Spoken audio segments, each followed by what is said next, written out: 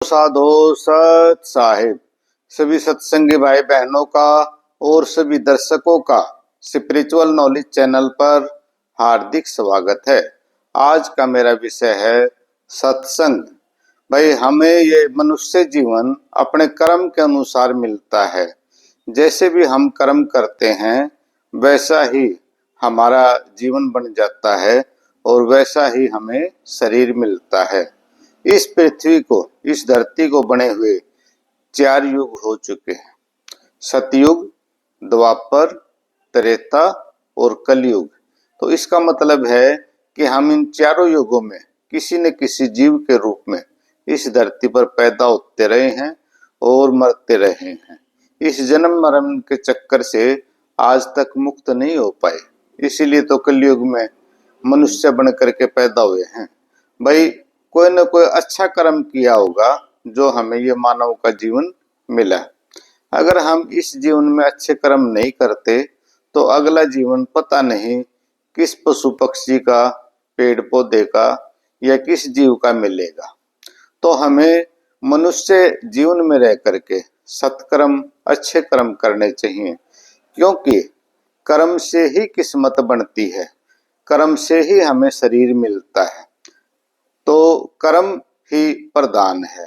तो कर्म हमें अपने अच्छे करने चाहिए और अपने दिल दिमाग से किसी का बुरा नहीं करना चाहिए, क्योंकि कर्म से वो व्यक्ति राजा बनता है, कर्म से ही व्यक्ति भिखारी बनता है और कर्म से ही व्यक्ति नौकरी लगता है और कर्म से ही सारे काम करता है। तो कर्म का सिद्धांत व्यक्ति के जीवन में महत्वपूर्ण है। भाई, बिना किए कुछ भी नहीं मिलता।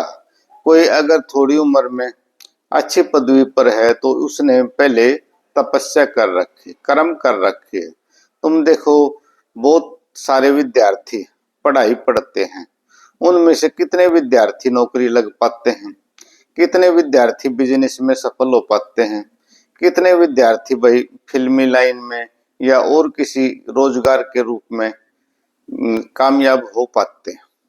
तो वो सब उनका कर्म है। कुछ इस जन्म के कर्म, कुछ पिछले जन्म के कर्म, कुछ उसके परिवार के सदस्यों के, माता पिता के, भाई बहनों के, सबके कर्म मिला करके उस व्यक्ति को कर्मों का भुगतान करना पड़ता है। बताया जाता है कि इस संसार में 33 करोड़ देवी देवता पाए जाते हैं और वो 33 करोड़ देवी देवता हमारे शरीर में वास करते हैं। हम उनमें से कुछ देवी देवताओं को या किसी एक देवी देवता को भी प्रसन्न कर लेते हैं तो वो हमारी सारी इच्छाएं पूरी कर सकता है।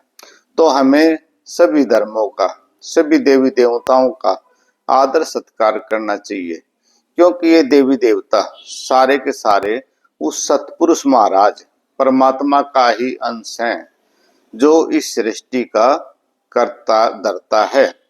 तो हमें सभी का आदर सत्कार करना चाहिए। सभी मनुष्य और सभी जीव, सभी प्राणी सब उसी का ही अंश हैं और अंत में आत्मा और परमात्मा का जब मिलन होता है यानी मोक्ष प्राप्त होता है तो जीव आत्मा उस परमात्मा में, सतपुरुष महाराज में ही समा जाती है। यानी कहने का मतलब सतलोक में चली जाती है और उसका संसार से आवागमन खत्म हो जाता है। कबीर साहब ने बताया है कि ये संसार तो एक इंडोले के समान है। कभी इंडोले में देखा होगा आपने, कोई पलना ऊपर चले जाता है, कोई नीचे आ जाता है। तो इसी प्रकार संसार में जन्म मरण का चक्कर भी चलता रहता है और इसमें से कोई कोई जीव, यानी लाखों में, करोड़ों में नहीं, अरबों में से कोई कोई जीव जो है ना, पार उतर पाता है। कहा गया है, सत्संग गंग की धार, कोई नहावेगा नावणिया, कोई मुक्ति का पावनिया, कोई आवेगा आवणिया। भाई, सत्संग में तो ये तो गंगा की धार की तरह से, यहाँ तो कोई एक आधा बिरला ही नहाएगा। एक बार परमात्मा जो है लोगों की परीक्षा लेने के लिए कुंभ के मेले में आए अपनी पत्नी के साथ। तो वो रूप में आए और उनकी पत्नी जो थी से प्रार्थना करती रही कि मेरे पति को पानी में डुबकी लगवा दो। तो सुबह से शाम हो गई, किसी व्यक्ति ने उसके पति को, उस परमात्मा को उठा करके पानी में डुबकी नहीं लगवाई। शाम को जब सूर्य छिपने लगा तो एक व्यक्ति आया और उसने उस परमात्मा को, जो कोडी का रूप बना रहे थे, वे 3 बार पानी में डुबकी लगवाई। तो तीसरी बार में परमात्मा प्रकट हुए और अपनी पत्नी से कहा, देखो आज इस कुंभ के मेले में कितने भक्त जन नहाने के लिए आए थे, कितने व्यक्ति नहाने के लिए आए थे, स्नान करने के लिए, परंतु असलियत में एक ही व्यक्ति स्नान कर पाया, एक ही व्यक्ति नहाया है। तो जिसके दिल और आत्मा शुद्ध होती है, जो उस परमात्मा को दिल से चाहता है, दिल से प्यार करता है, तो वही पार उतर पाता है। वैसे तो लाखों करोड़ों साधु महात्मा है इस संसार में भाई, परंतु हर एक व्यक्ति जो है ना, वो पार नहीं उतर पाता। सिर्फ सच्चा साधु, जो तत्वदर्शी ज्ञानी है, या जिसको परमात्मा से पूर्ण लगाव है, 24 घंटे उस परमात्मा का ध्यान रहता है, तो परमात्मा उसको स्वयं लेने के लिए आता है। सारे देवी देवता जो है ना, बस एक ही परिवार के सदस्य हैं। हम जिस भी रूप में उसको देखते हैं, उस परमात्मा का अंश है, हम भी उस परमात्मा का अंश हैं। वो उसी रूप में हमें नजर आते हैं। जैसे श्री रामचंद्र जी का जब विवाह हुआ तो बहुत सारे महाराजा बैठे हुए थे और दशरथ भी थे, वहां जो जनक थे सीता के पिता वो भी थे। तो सीता के पिता उनको दामाद के रूप में देख रहे थे, सीता माता जो है उनको अपने पति के रूप में देख रही थे, और जिन राजाओं से धनुष नहीं टूट पाया वो अपने शत्रु के रूप में देख रहे थे। तो यहाँ तुलसीदास जी ने, गोस्वामी तुलसीदास जी ने अच्छा वर्णन किया है, जाकी रही भावना जैसी, प्रभु मूरत तिन देखी वैसी। भाई परमात्मा भी अनंत है, उसकी कथा भी अनंत है। सब ऋषि मुनि महात्मा, सब साधु संत आप अपने तरीके से उस परमात्मा का के गुणों की व्याख्या कर रहे हैं, उस परमात्मा की कथा कह रहे हैं। यहाँ कहा गया, जाके रही भावना जैसी, प्रभु की मूर्ति उसने देखी वैसी। तो श्री राम की मूर्त जो थी, भाई श्री राम को उसी रूप में देखा जिसकी जैसी भावना थी। आगे कहा गया, हरि अनंते हरि कथानंता, गावहि सुनहि बहुविधि सब संता, राम सिया राम जय जय राम।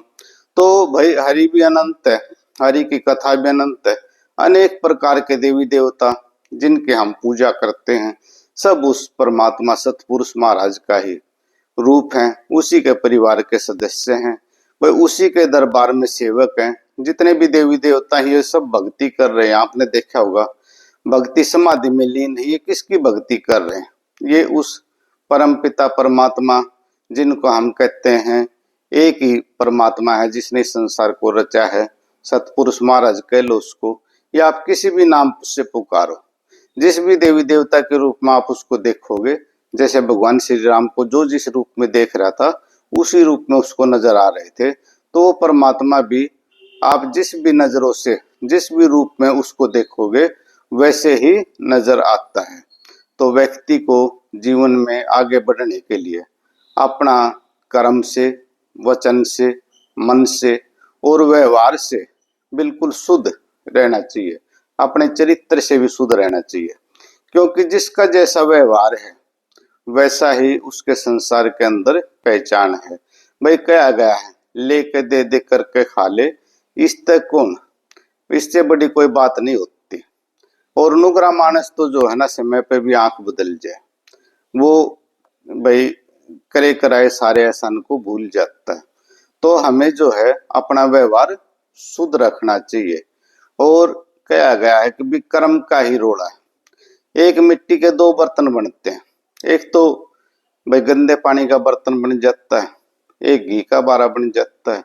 इसी प्रकार से जो है एक माँ से कई पुत्र पैदा होते हैं।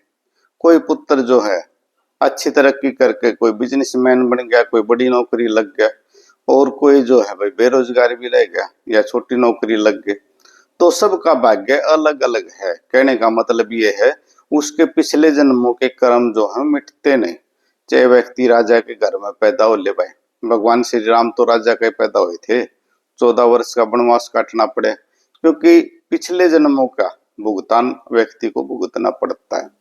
भीम जो थे वो भी राजा को पैदा हुए थे भाई, रसोइये का काम करना पड़ा। और भगवान श्री कृष्ण भी राजघराने में पैदा हुए थे भाई। जेल के अंदर जो उनकी माँ देवकी थी उनको बंद कर दिया था कंस ने, माँ पैदा, और बचपन से जवानी तक जो है काफी परेशानियों का सामना किया। अंत में जब जवान हो गए कंस को मारा, और जब जवानी के बाद बुढ़ापा आया तो महाभारत का युद्ध जो था उसमें अर्जुन की और पांडवों की सहायता करनी पड़ी। तो इस संसार में भाई जिसकी जैसी कर्म है, जिसकी जैसी परमात्मा ने लिख दी, उसको कोई नहीं मिटा सकता। हम जीव जो हैं, दो प्रकार के जीव होते हैं, एक तो जो कर्म करते हैं, एक जो भोग भोगते हैं। अब जो जानवर हैं भाई, पशु पक्षी हैं, पेड़ पौधे हैं, ये कर्म नहीं कर सकते, ये सिर्फ भोग भोगने के लिए आए हैं।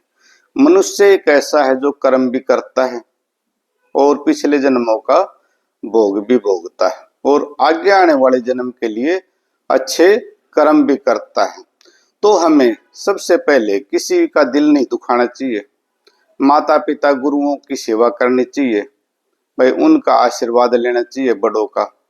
अपने कोशिश करो कि जिन माँ बाप ने तुम्हें प्यार से पाला पलोसा है उनकी सेवा करो, उनका दिल मत दुखाओ भाई।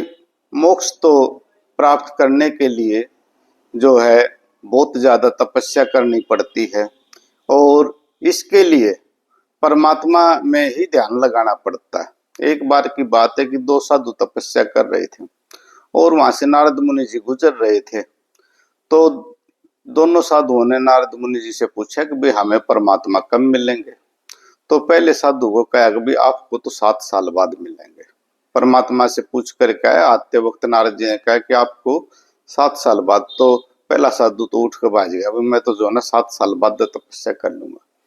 दूसरे साधु को जवाब दिया नारद मुनि जी ने, भाई तेरे को परमात्मा जब मिलेंगे जिस पेड़ के नीचे तू बैठा ना, जितने इस पेड़ पर पत्ते, जब तेरे इतने जन्म हो लेंगे जब परमात्मा मिलेंगे। तो दूसरा व्यक्ति जो था वो खुशी से झूम करके नाचने लग गया। उसको विश्वास हो गया कि भाई मुझे तो परमात्मा मिल जाएंगे, और उसके इतनी मस्ती मस्त हो गया कि वो सारे जन्मों को भूल गया, और परमात्मा ने आकर के उसको उसी टाइम दर्शन देने पड़े। तो जब हम इतने लीन हो जाते हैं भक्ति में, तो परमात्मा को भाई भगत के लिए आना ही पड़ता, उसको दर्शन देने ही पड़ते हैं। ये दुनिया तो 2 दिन का मेला है। 2 दिन कौन से हैं कि संसार में आने का दिन, और दूसरा इस संसार से जाने का दिन। इन 2 दिनों के बीच में हम जो कुछ भी कर्म करते हैं, मनुष्य जो कुछ भी कर्म करता, अच्छा या बुरा, उसी से उसकी पहचान होती है। और दुनिया से जाने के बाद भी उसके कर्मों के अनुसार ही उसको याद किया जाता है। ये दुनिया तो एक रैन बसेरा है भाई। तो इसलिए कहा गया है कि हमें अच्छे कर्म करने चाहिए। कर्म करो ऐसे कि पहचान बन जाए, कदम चलो ऐसे कि निशान बन जाए। जिंदगी जीने को तो सभी जीते हैं दोस्तों, जिंदगी जियो ऐसे कि मिसाल बन जाए। तो हमें अच्छे कर्म करने चाहिए, हमेशा परमात्मा का ध्यान रखना चाहिए। अगर व्यक्ति को धन चाहिए तो कहते हैं धर्म करो भाई, जीव जानवरों को, पशु पक्षियों को, गरीब व्यक्तियों को खाना खिलाओ, उनकी सेवा पानी करो, साधुओं की सेवा करो, क्योंकि एक साधु को खाना खिलाने का जो फल मिलता है वो 68 तीर्थों पर स्नान करने के बराबर होता है। कबीर साहिब जी कहते हैं, कबीर संगति साधु की कभी न निष्फल होए। और भाई असाधु की संगति कर ले तो 8 पैर हमें बुरे की उपाधि मिलती रहती है। अगर हम साधु की संगत कर लेते हैं तो इस संसार के बहुत सागर रूपी उससे संसार से पार हो जाते हैं। और सत्संग के बिना, साधु संतों के बिना गुरु के बिना इस आवागमन के चक्कर से मुक्ति नहीं मिल सकती, क्योंकि गुरु ही ज्ञान बताता हमें, गुरु ही जो हमें अच्छा मार्ग दिखाता, परंतु गुरु सच्चा गुरु होना चाहिए। अगर हमें ऐसा अज्ञानी या अंधा गुरु मिल जाता है जिसको खुद ही रास्ते का पता नहीं, तो हमें क्या रास्ता बताएगा। तो कहा गया, अंधे को अंधा मिले रास्ता कौन बतावे। तो साहिब जी कहते हैं कि हमें गुरु जो है सदगुरु ढूंढना चाहिए, जो उस परमात्मा के रास्ते को जानता हो और सारा उसको ज्ञान हो। भगवान श्री कृष्ण ने भी गीता में अर्जुन को कहा था, भाई मैं तो जो है ना ये सारी पूजाएं, कोई व्यक्ति मेरे को किसी भी प्रकार से ध्यान करता है तो सारी पूजाएं मेरे पास पहुंच जाती है, परंतु मेरी असली पूजा वो है जो व्यक्ति मुझे ज्ञान के द्वारा समझता है। तो कहा गया है कि ज्ञान ही भगवान का दूसरा नाम है। तो हमें सबसे पहले तो अपना सारा जो है हंगा या जोर ज्ञान प्राप्त करने में लगाना चाहिए, क्योंकि हमारे जो पाठ्य पुस्तकें स्कूल कॉलेजों में पढ़ाई जाती हैं वो भी किसी ग्रंथ से कम नहीं है, क्योंकि वो भी किसी ज्ञानी पुरुष के द्वारा लिखी गई है। तो हमें उनको भी ध्यान से पढ़ना चाहिए। भाई उन्हीं में से कंपटीशन के सवाल आते हैं और उन्हीं सवालों को हल करके कोई व्यक्ति अपनी मनचाही नौकरी लग पाता है। और व्यक्ति को चलो भाई किताबों का ज्ञान नहीं तो उस दुनियादारी का ज्ञान होना चाहिए। तो दुनियादारी का अगर ज्ञान होगा तो किसी भी फील्ड में वो कामयाब हो सकता है, जिस फील्ड का उसको ज्ञान होगा।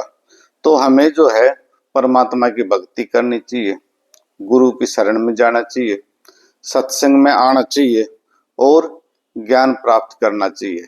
तो आप सभी दर्शकों का वीडियो देखने के लिए बहुत बहुत धन्यवाद। बोलो साधो सत साहिब।